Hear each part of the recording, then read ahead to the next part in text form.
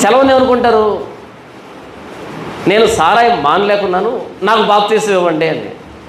అంటే బాప్తీసంలో సారాయి మానేటువంటి గుణం వస్తుందా? ఆ నీళ్ళలో ఏమైనా మ్యాజిక్ ఉంటుందా?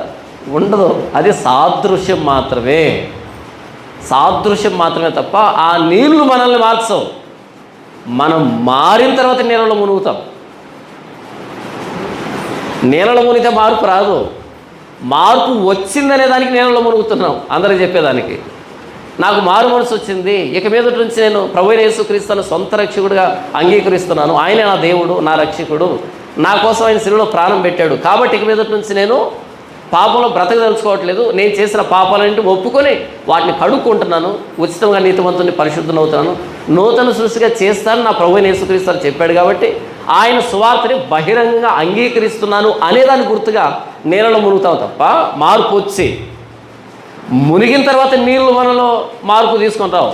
ఒకవేళ మునిగినప్పుడు నీళ్ళ ద్వారా మార్పు వస్తే కనుక రోజుకొకసారి మునిగుండే వాళ్ళని, అందులోనే ఉండే వాళ్ళవి, తల ఒక్కటే పైన పెట్టి మొత్తం అంతా అందులోనే ఉండేవాళ్ళం.